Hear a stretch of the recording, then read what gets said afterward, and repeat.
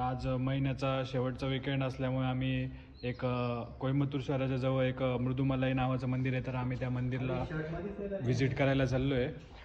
तर जे मंदिर आहे ते आहे कार्तिक स्वामी यांचं आणि ते असे एक डोंगर आणि फॉरेस्ट एरियामध्ये।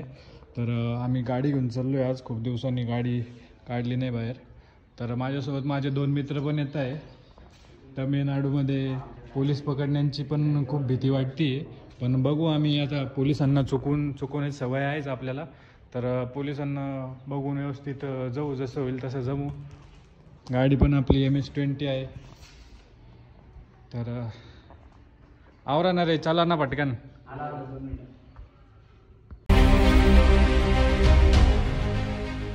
आम्ही गाडीमध्ये पेट्रोल भरलेलं आहे। हे कोइंबतूरच्या IT पार्कच्या जवळचं पेट्रोल स्टेशन आहे आणि तुम्ही बघू शकता गरीब लोक असे बस स्टँडवर बसची वाट बघत थांबतात। आम्ही नसतो थांबत, आमच्याकडे गाडी असते। काय म्हणतो जयेश, मस्त दिसतोय तू। हां, आता पाणी भरायला जाणार आहे का? नाही रे, पाणी भरायला जायचं, हे ऊन आहे ना त्यामुळे। उन्हामुळं का? छान दिसतंय।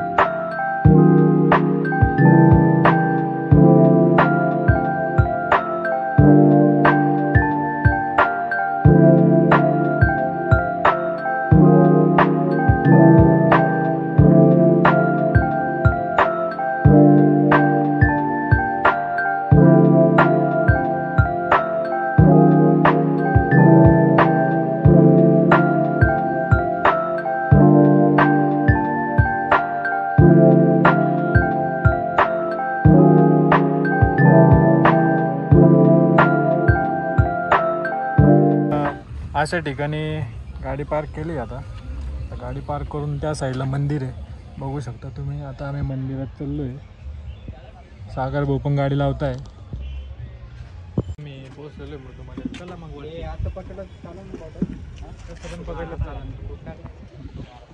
मंदिर असं एकदम मस्त मंदिर आहे, बघू शकता तुम्ही।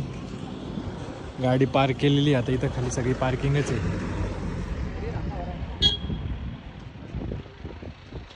श्री कार्तिक स्वामी यांचं मंदिर आहे, तुम्ही बघू शकता। एक त्या लोकांचे जे बिल्डिंगचे आर्किटेक्चर आहे ते एकदम सुंदर असतात। पूर्ण मंदिरावर देवी यांची मूर्ती आहे। हा, अशा प्रकारे आपण मंदिरात आलेलो आहे। हे मंदिर आहे काय? हा, विष्णू भगवान कार्तिक स्वामीचं मंदिर आहे।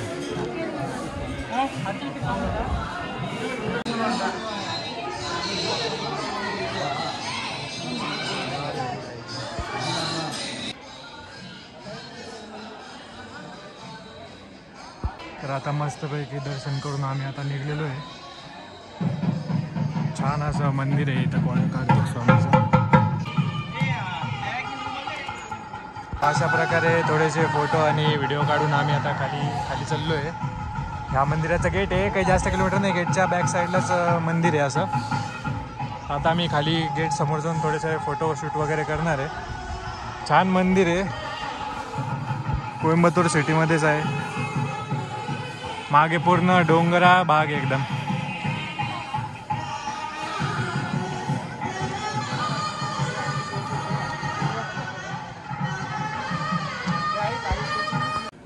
तर मस्त असं डोंगराने घेरलेलं असं मंदिर आहे, मस्त त्याचं द्वार आहे। आम्ही आता मस्त फुल फोटोशूट केलेला आहे।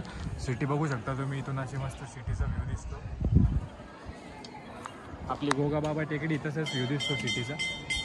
तर आता आम्ही निघतोय घरसाठी। संडे होता, आम्हाला वाटलं खूप गर्दी असेल पण काही गर्दी नव्हती। आणि काही 1-1.5 किलोमीटर चालवणे लागत. एक्झॅक्ट गेटच्या मागेच असं मंदिर आहे.